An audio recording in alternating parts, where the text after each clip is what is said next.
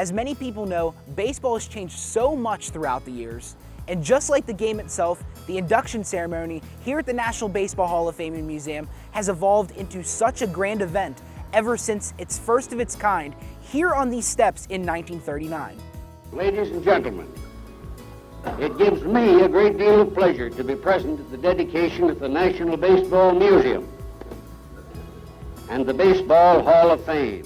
I do think really the thing that impressed me the most, however, was the number of people that were here for that induction. And I was only 14 years old at that time, and when I saw that many people, that was a big thrill for me. The thing was that nobody knew what to expect. There had never been a Hall of Fame in any sport. So Cooperstown and the Baseball Hall of Fame was something new for everybody. Baseball was huge back then.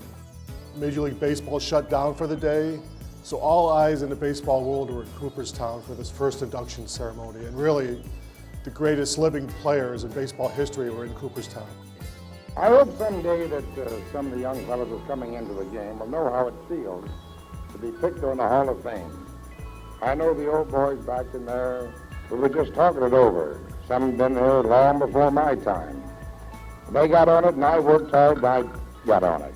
And I hope that the coming generation, the young boys today, that they'll work hard and also be on it.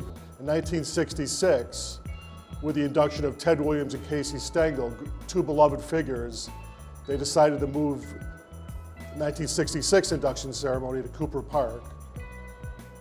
And that proved also to be a success. I've never met a great baseball player who didn't have to work harder at learning to play baseball than anything else he ever did. To me, it was the greatest fun I ever had, which probably explains why today I feel both humility and pride, because God let me play the game and to learn to be good at it. In the early years, I mean, the ball players didn't know what they were getting themselves into, kind of. They didn't know what was going to happen to this baseball museum and Hall of Fame.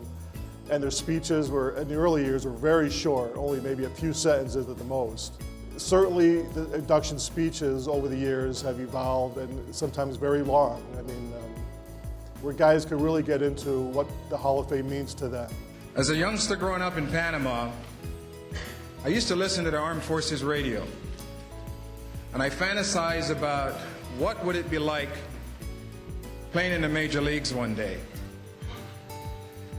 I never even dared dreaming that a day like this would arrive. When you walk through the crowd on an induction Sunday, it's great to see fans from all over the country holding signs. I mean, there's families, men, women, and children. You know, you can tell different areas of the crowd even where fans are from. You know it's coming. You know it's going to be there, but again, it's another one of those moments, and I've had a few of them since I got the phone call in January, where you just find yourself saying, oh my God, this is really happening? How did this happen? And it's just kind of hard to get your hands around it.